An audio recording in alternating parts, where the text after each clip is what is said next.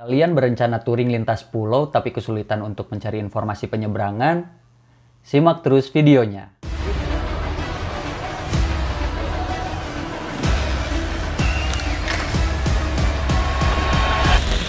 Sampurasun gas! Apa kabar kalian semuanya? Balik lagi sama channel Sarang Semut Adventure. Selain menjadi dokumentasi perjalanan touring, channel ini juga akan membagikan tips dan informasi seputar touring, juga seputar otomotif lainnya, terutama di roda 2. Oke guys, jadi karena di video sebelumnya, di video touring saat saya ke Kalimantan kemarin banyak komentar yang bertanya, Bang biayanya berapa? Bang tiketnya berapa? Terus persyaratannya apa aja? Dan pertanyaan itu terus berulang. Dan saya pikir adalah sekitar 70% mempertanyakan hal yang sama gitu. Karena sulitnya informasi, jadi banyak sekali yang sering terjebak karena tidak tahu jadwal keberangkatan penyeberangan, biaya tiketnya, juga persyaratannya apa aja. Pontianak tanggal 23. Tanggal 23? Oke, Selasa. Oh Selasa? Oke. Itu jam 2 lah terlewatnya. Kesalahan abangnya. Maka di video kali ini saya akan kasih tahu nih 3 aplikasi yang bisa kalian gunakan sebelum penyeberangan saat kalian berencana untuk touring atau traveling lintas pulau. Oke guys, jadi untuk yang pertama itu ada Verizi. Nah, Verizi ini aplikasi yang aplikasi dari PT ASDP. Jadi ASDP itu sebagai penyedia jasa penyeberangan, salah satu BUMN kalau nggak salah. Jadi dari aplikasi Verizi ini pas kita mulai masuk itu udah muncul informasi terbaru. Nah, jadi untuk syarat penyeberangan pakai ASDP ini, jasa ASDP itu informasinya ada di sini nih. Jadi informasi penting persyaratan penyeberangan selama masa PPKM Jawa dan Bali. Nah, jadi persyaratannya itu udah harus minimal kartu vaksin. Kartu vaksin dosis pertama. Cuman yang jadi bingung itu di nomor 2 itu ada hasil negatif PCR atau antigen H1, H-1 berarti. Nah, kita jadi bingung nih, kita udah divaksin tapi masih dimintain. masih dimintain hasil antigennya. Tapi nggak apa-apa, kita nggak akan bahas itu.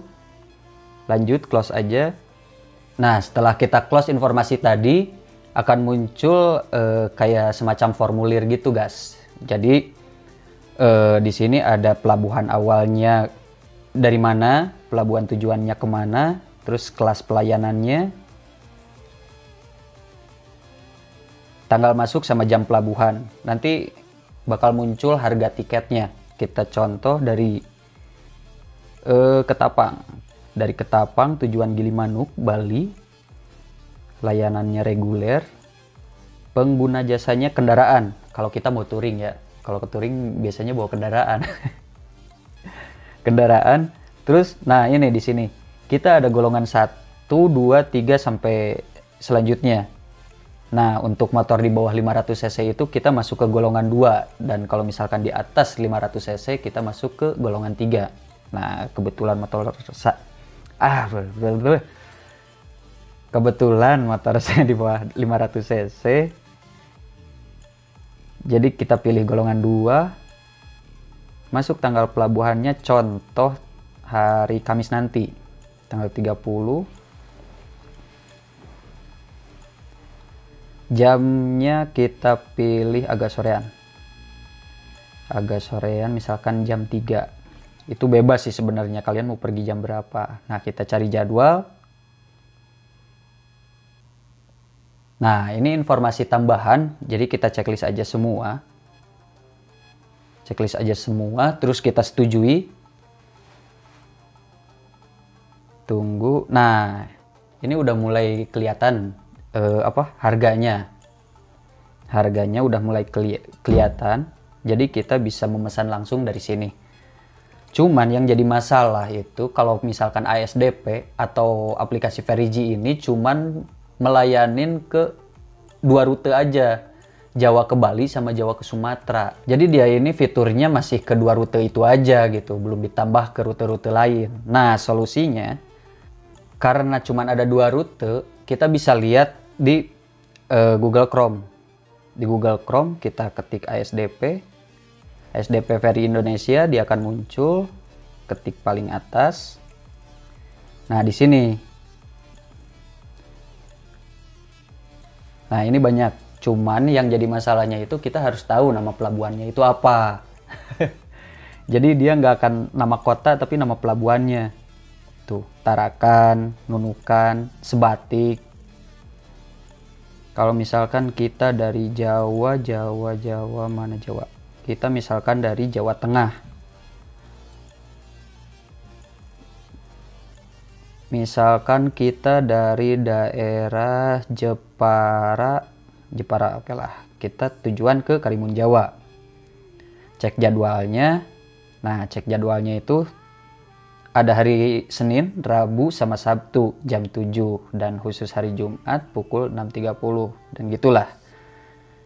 Nanti harganya keluar di biaya penumpang kendaraan. Nah, karena golongan 2 motor saya tuh jadi masuknya 65.000. Dan itu untuk penyeberangan pakai ASDP, pakai apa? Pakai Verizi, aplikasi Verizi. Kita lanjut yang kedua. Jadi yang kedua itu ada DLU Ferry. Nah, DLU Ferry pun sama, bakalan muncul apa? Pengumuman persyaratannya kayak gitu. Nah, di layar utamanya itu ada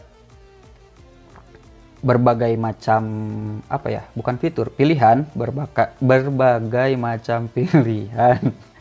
Jadi kita kalau misalkan mau lihat jadwal ya lihat jadwal aja gitu. Tapi kalau misalkan kita mau langsung booking ya kita langsung booking aja di aplikasinya. Jadi jenis tiket atau tiket tipe kita pilih penumpang dan kendaraan. Nah, kota asalnya kita dari mana, itu diisi semua. Oke, kalau misalkan kalau kemarin saya dari Semarang menuju Pontianak. Down aja. Kita lihat tanggal 27, kelasnya ekonomi, cari jadwal. Nah, itu langsung muncul. Kita kan pengen back dulu, kita kan pengen pergi tanggal 27 nanti. Cuman pas kita cari jadwal adanya hari Kamis tanggal 30. Nah, itu yang saya maksud bakalan kejebak tuh. Jadi kita udah siap-siap tanggal 27 itu udah ada di pelabuhan, ternyata jadwalnya ada hari Kamis gitu, tanggal 30. Nah, dari sini kita isi ininya apa namanya? Pilihannya. Motor di bawah 250 cc, ekonomi dewasa 1, kita pesan. Nah, di sini bakalan muncul keterangan dan ini total harga. Ini total harganya 831.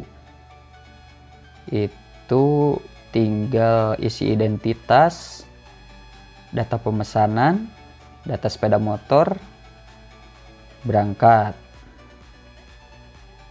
Begitulah. Jadi metode pembayarannya juga bisa lewat BNI, BRI, BCA, bisa lewat transfer. Langsung kita pesan e-tiket. Nah, jadi sebenarnya kalau dilihat dari segi pilihan dari PT DLU Ferry ini lebih siap gitu, lebih siap dibandingkan dengan PT ASDP gitu. Cuman kita nggak akan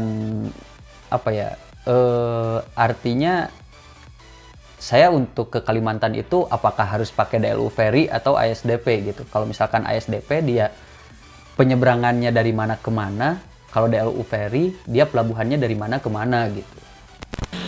Nah guys, jadi untuk yang terakhir itu ada PT Pelni. Jadi aplikasinya pun sama, Pelni, dan bisa di-download di Play Store juga. Yang lain kelupaan. Jadi bisa di-download di Play Store juga. Jadi untuk yang terakhir itu ada PT Pelni. Tiketing PT Pelni. Nah, kenapa ini bisa jadi urutan terakhir atau ketiga? Soalnya PT Pelni itu khusus penumpang orang aja, nggak bawa kendaraan. Jadi ini bisa digunakannya untuk yang traveling nih, untuk yang traveling atau misalkan mau mudik gitu, nggak mau bawa kendaraan, jadi bisa lihat di PT Pelni. Jadi di PT Pelni ini kita bisa pesan tiket juga, dan kota awalnya mana sama kota tujuannya mana dia juga ketahuan, guys. Semarang, kota tujuannya Pontianak, jumlah orangnya 1. Tanggalnya misalkan kita tanggal 28, apakah ada nggak?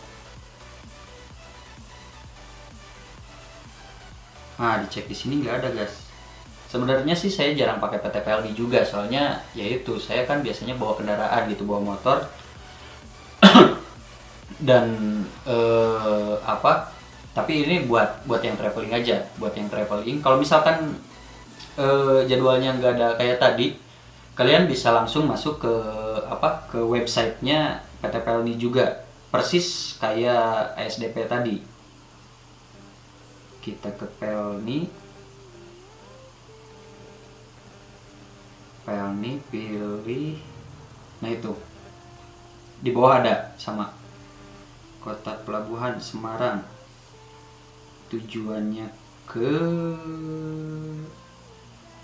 ternyata Pontianak nggak ada.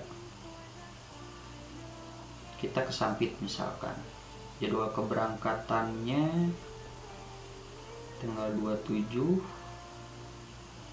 dewasa 1, kelas kapalnya kelas ekonomi aja, cari pelayaran,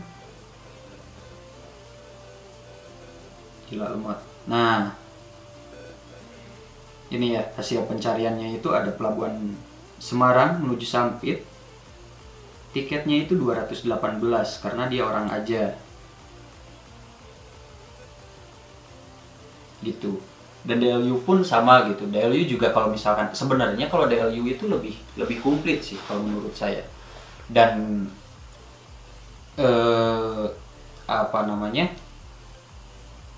saya lebih suka pakai juga DLU.